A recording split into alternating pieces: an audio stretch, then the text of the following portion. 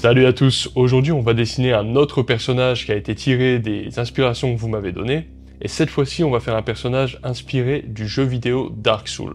Je suis pas un gros joueur moi-même, par contre j'adore l'univers Dark Fantasy. Et donc j'avais vraiment envie de créer un perso qui transpire un petit peu cet univers particulier. Donc aujourd'hui je vais vous montrer mon processus. Et à chaque étape du processus, je vais vous dire un petit peu comment faire pour réussir à valider cette étape. Parce que comme vous le savez, pour valider une illustration de A à Z, en fait, il y a plusieurs étapes et chaque étape demande un certain nombre de compétences différentes et chaque compétence demande donc un entraînement bien spécifique. Donc on va commencer avec la toute première étape, c'est-à-dire choisir la position du personnage. Et avant, je voulais quand même vous dire que dans un futur, à mon avis, relativement proche, je vais commencer à sortir des vidéos en anglais, je pense. Donc il va y avoir des vidéos qui sortent en double, en fait. Donc il y aura une vidéo en français qui sort, et hop, quelques jours après, quelques semaines après, il y aura la même vidéo, mais en anglais qui va sortir. Bon, allez, c'est parti, on va commencer le croquis. Donc pour le croquis, déjà, il faut avoir une petite idée de la position de base. Dans la mesure où là, c'est une pose, on va dire, un peu statique, j'avais envie d'avoir une position de base simple, un petit peu classique, un petit peu cliché, on va dire, pour du caractère design. Et j'avais juste envie qu'il ait la main qui repose sur son épée, de sorte à avoir un petit mouvement supplémentaire. Pour ce premier croquis, j'ai pas du tout utilisé de référence. Le but, c'était juste de visualiser ce que j'avais envie d'avoir, sans utiliser de ref. Si vous avez envie ensuite d'une référence plus technique, avec un mouvement un petit peu plus compliqué, et que vous avez vraiment une idée spécifique en tête, eh bien, faut pas hésiter à vous prendre vous-même en photo, avec la position et la lentille que vous désirez. À ce moment-là, le plus important, en fait, c'est la distribution des poids et des masses sur le corps. Donc ça peut être quelque chose de très dynamique, avec beaucoup d'intensité sur le mouvement, mais ça peut être aussi, justement, le fait de donner la sensation de lourdeur à un personnage, le côté bien planté au sol. Vous faites comme vous en avez envie. Ce qu'il faut, c'est qu'au final, vous puissiez en fait ressentir, d'une certaine façon, le sentiment, la dynamique que vous avez envie de faire transpirer à votre personnage. Pour ce dessin, je veux aussi faire un petit peu, on va dire, quelques bases d'anatomie. En fait, au fur et à mesure, quand je dessine mon pantin, je fais pas forcément un pantin vraiment que à base de cylindres. Je fais plutôt un personnage où il y aura déjà certaines marques anatomiques, mais finalement, de toute manière, je vais pas vraiment en avoir besoin, puisqu'ensuite, on va appliquer une armure qui va être beaucoup plus épaisse, beaucoup trop épaisse d'une certaine manière, et du coup, on verra juste pas du tout de signes anatomiques, mais c'est toujours intéressant de les mettre, et puis de toute façon, ça se fait comme un réflexe. En construisant le dessin, naturellement, je mets quelques marquages de ça. Donc pour réussir à faire ça, il va y avoir en gros deux gros piliers d'un point de vue exercice. Il va y avoir l'étude de l'anatomie. L'anatomie, c'est hyper intéressant parce qu'en plus de savoir où est-ce que les muscles s'attachent, etc., et quelles sont leurs fonctions en particulier, ça vous apprend aussi à dessiner en volume, parce que finalement vous pouvez prendre un membre et puis le tourner dans tous les sens et tout. Donc en plus d'apprendre le côté un petit peu théorique, technique de l'anatomie, ça vous apprend vraiment à dessiner. Et la deuxième chose à faire, c'est la pratique avec un timer. Donc vous allez sur des sites comme Figurosity, comme Quick Pose, j'en parle souvent, et là vous allez pouvoir en fait mettre un timer. Moi je pense que 2 minutes à 5 minutes c'est bien, et vous allez en fait essayer de recopier des corps humains et d'en recopier beaucoup. C'est ça le truc en fait, parce que même si vous faites des poses de 5 minutes, ce qui est quand même déjà assez long, sur 1 heure ça fait déjà 12 dessins. Le truc qu'il faut éviter de faire, c'est faire un dessin ou deux et avoir l'impression que c'est une montagne. En fait, il faut mettre un timer, se donner une limite dans le temps et juste faire beaucoup de dessins. Remplir des sketchbooks, comme on dit. Vous savez, souvent maintenant sur YouTube, on voit pas mal d'artistes qui font ça. Ils parlent de ce que c'est que d'avoir un livre de croquis, etc., un cahier de croquis, que c'est vraiment très important et que ça change clairement la pratique et les résultats du dessin, et ils ont complètement raison. Avoir des cahiers de croquis et les remplir, en fait, c'est ça qu'il faut faire. Faut pas trop s'inquiéter si les dessins sont pas beaux, c'est pas un problème, il faut juste en faire beaucoup, avoir compris un peu les fondamentaux. Pour ça, je vous invite à vous référer à ma formation Le Monde du Dessin qui est en lien en description, ou alors regardez mes autres vidéos, il y a plein de contenu gratuit sur YouTube aussi qui est très bien. Pour la partie anatomie, le mieux, c'est des bouquins. Il y a des bouquins très bien, il y a Morpho qui est bien, il y a Anatomy for Sculpture qui est très bien aussi, et je vous recommande de les étudier de façon active. Donc faut pas ouvrir le bouquin et regarder et le lire, il faut faire les dessins, quoi. Bon, maintenant que vous avez fait ça, félicitations, vous avez compris que c'était probablement la partie la plus difficile de tout le processus, en fait, c'est la première partie. Donc on va passer à la suite. Donc en gros, on va passer du croquis juste anatomique, on va rajouter tout ce qui rend le motif sexy, le sel du dessin, quoi. Donc là, en l'occurrence, ça va être armure, mais ça pourrait être autre chose. Donc l'idée, pour avoir un petit peu le rendu final bien en main, c'est peut-être de faire plusieurs essais. Donc beaucoup de gens qui font du concept art, du caractère design, etc., ils ont tendance à faire beaucoup de petits croquis. Des petits croquis qui servent un peu à rien, qui sont pas forcément magnifiques et tout, mais qui vont permettre en fait de pouvoir en fait décanter ses idées, de savoir où on va, c'est ça l'idée.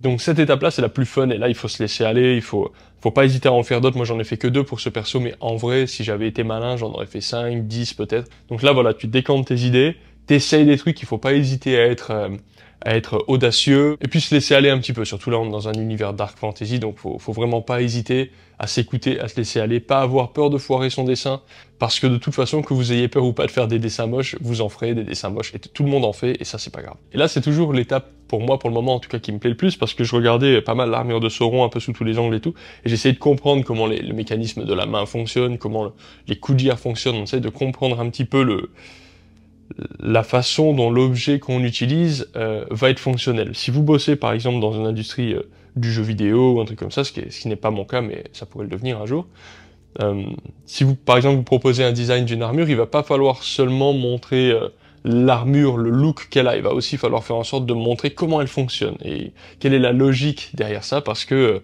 ensuite il va peut-être y avoir un animateur 3D, un mec d'abord qui va le faire en 3D, puis un animateur 3D, et lui il va avoir besoin de comprendre un petit peu les mécanismes, sinon c'est plus son boulot. Il y a le mec qui fait le design, c'est lui qui doit designer par définition, donc concevoir en fait la fonctionnalité de l'objet, et pas seulement est-ce que c'est joli, est-ce que c'est pas joli en fait. Donc ça c'est une partie importante. Donc après à côté vous pouvez même faire des petits croquis, par exemple pour isoler certaines parties ou pour montrer comment ça fonctionne, ou sous l'armure comment est-ce que le gars il est habillé dessus, etc.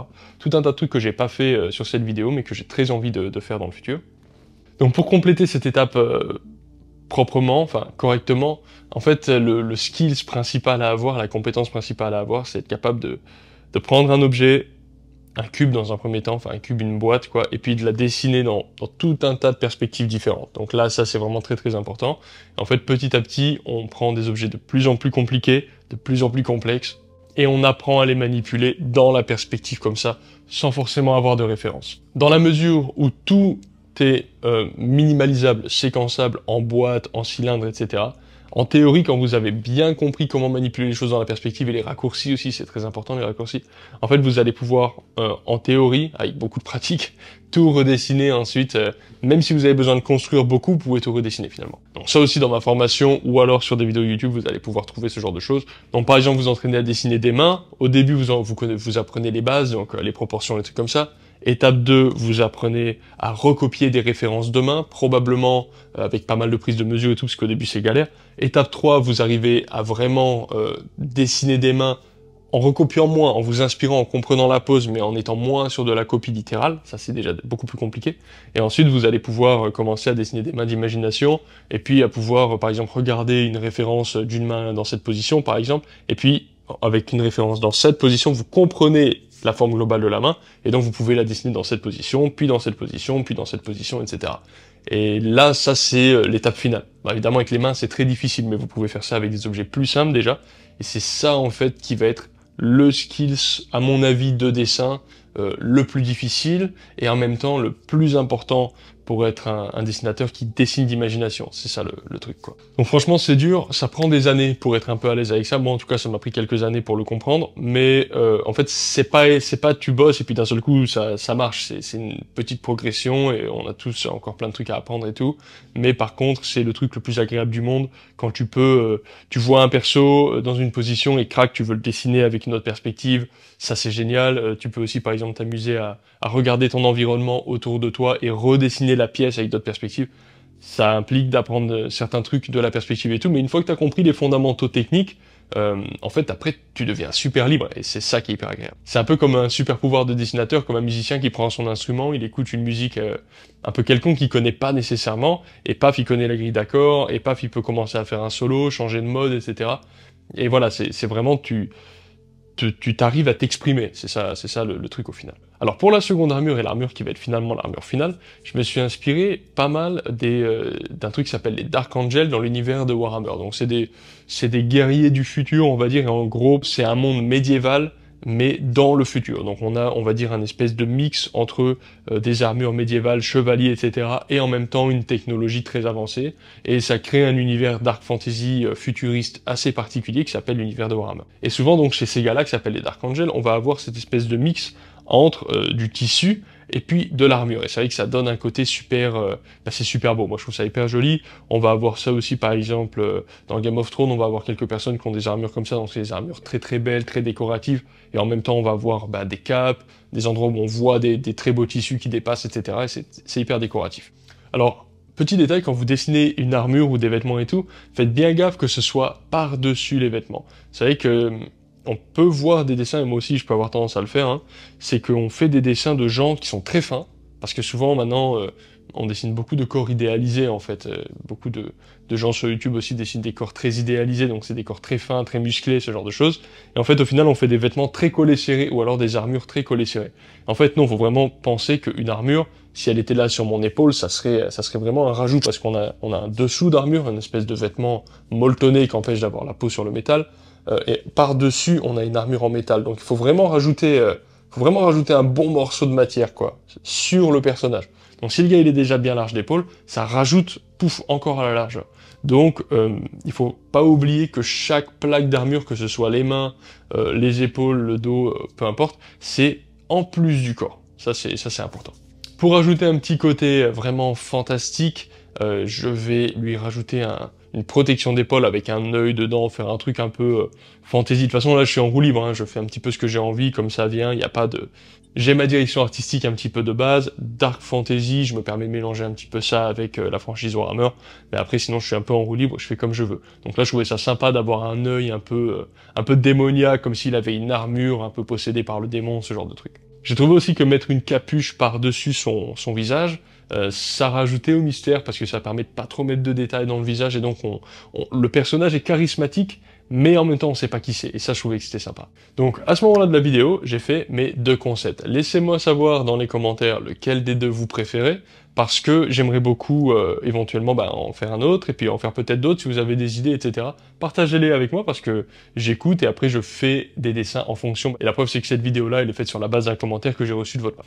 Bon allez, c'est maintenant qu'on va commencer la partie un peu glamour, et là c'est plus simple. Donc là ce que je vais faire, c'est que de nouveau, je vais faire un nouveau calque.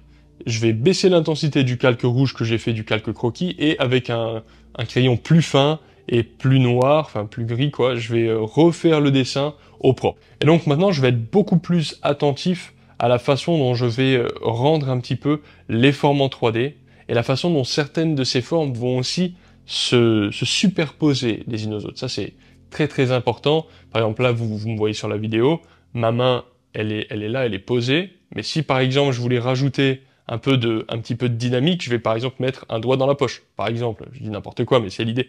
Ou alors je vais appuyer un petit peu ici, et là voilà, ça va créer des flous, et des plis. Et là c'est comme ça en fait qu'on va pouvoir créer en fait une interaction entre un objet et l'autre qui est beaucoup plus intéressante que si je suis juste comme ça. Là on a juste l'impression que ma main elle flotte au-dessus de mon torse, et c'est le cas, il y a un contact mais il est trop léger pour en sentir la puissance, alors que si je fais un truc comme ça, là on voit dessus des ombres qui apparaissent, ce genre de choses. Donc on peut créer comme ça des interactions entre les objets et faire en sorte qu'ils s'entrelacent les uns aux autres.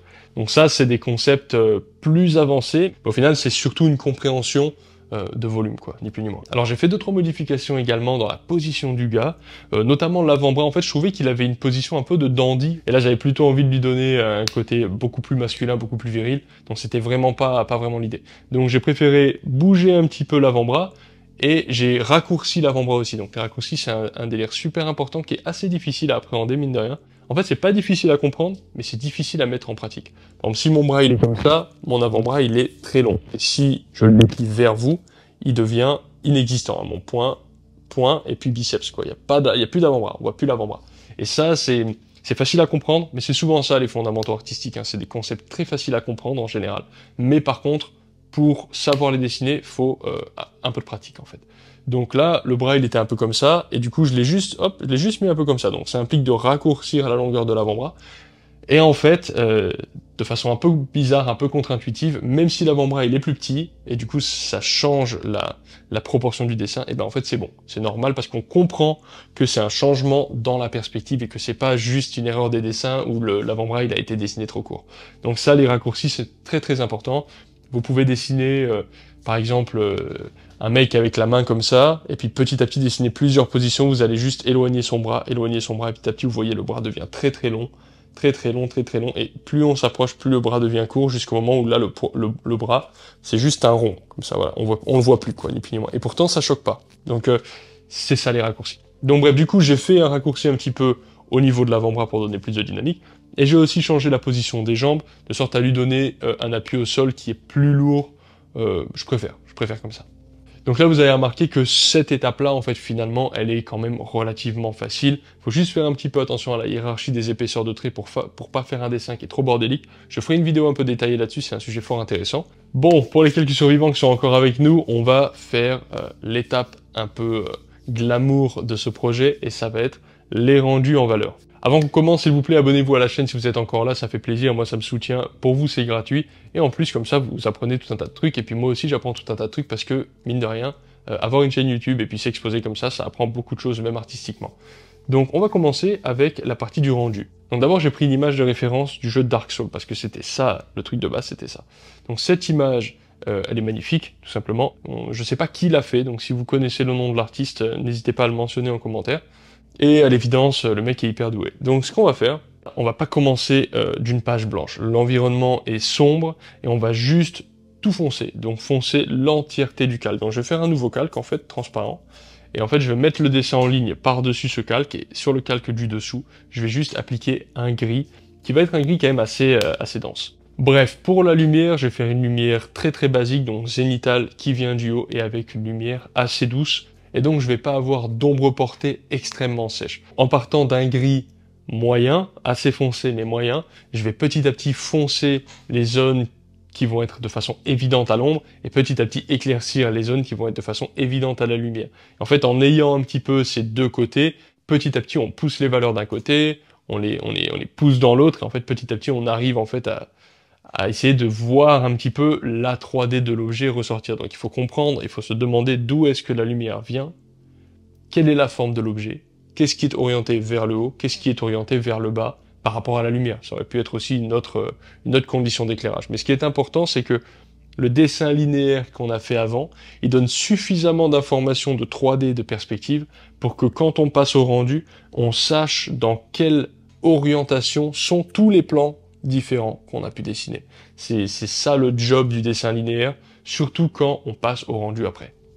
Donc moi j'ai souvent une approche très progressive, donc j'y vais doucement, et ça me permet aussi, c'est pas juste une façon d'éviter de faire des erreurs, pour moi c'est aussi un rendu particulier qui vient avec la progressivité. Quand j'ai des approches beaucoup plus directes et beaucoup plus rapides, où j'essaie de mettre un petit peu la bonne chose au bon endroit directement, je peux le faire, mais déjà je trouve que c'est plus difficile, mais au-delà de ça, c'est pas le même rendu. Ça donne un rendu qui va être, à mon avis, moins atmosphérique. Et moi, j'aime bien le côté atmosphérique, c'est comme ça. Donc quand vous faites du rendu comme ça, il va falloir faire attention à l'éclairage, ça on en a déjà parlé. Donc ça, c'est des entraînements que vous allez pouvoir faire tout simplement en dessinant des objets, hein, faire du still life, comment ça s'appelle du still life, de la nature morte, ce genre de choses, des objets de couleurs différentes, etc. Et en fait, vous allez comprendre petit à petit où est-ce que la lumière elle tape, où est-ce que l'ombre elle tape, et à force de pratiquer, ça finit par rentrer.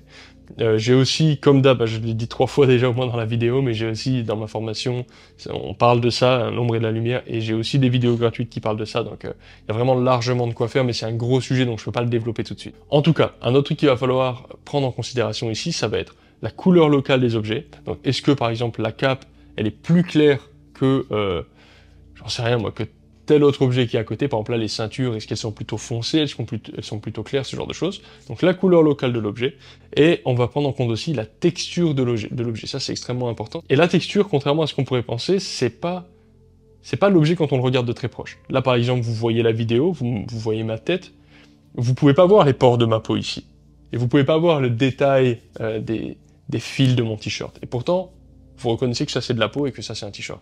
Il y a une texture différente, ma peau elle est beaucoup plus brillante. Donc voilà, on va avoir des textures différentes, et la texture ça veut pas forcément dire être capable de dessiner tous les petits détails. C'est ça qui est important de comprendre, c'est que la texture c'est juste la façon dont la lumière elle tape sur l'objet. En fait, l'orange c'est un objet qui est quand même assez réflectif, vous voyez là, cette espèce de lumière puissante qu'il y a, c'est assez réflectif.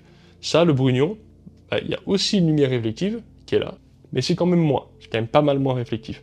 Ma peau, elle est aussi assez réflective. Vous voyez là sur le nez, il y a un petit point très lumineux par exemple. le t-shirt, il est moins réflectif. On voit qu'il est beaucoup plus mat. C'est ça qui est important. Donc ça va être dans quelle mesure vous allez avoir des éclats de lumière, dans quelle mesure vous n'allez pas en avoir. Si je prends l'exemple de ma bague, vous voyez par exemple que, eh bien, vous allez avoir, c'est une bague en or, quoi, donc elle va réfléchir beaucoup plus de lumière que ma peau. Et donc, si vous plissez les yeux, il se passe quoi? Eh bien, il se passe que la bague en or, elle est beaucoup plus claire que la peau. Et si on s'approche suffisamment, on peut voir à quel point la matière réfléchit l'environnement. Donc, on va avoir des contrastes beaucoup plus puissants sur la bague, qui réfléchit son environnement, que sur mon doigt qui est juste à côté, qui est lui-même aussi un peu brillant, vous voyez?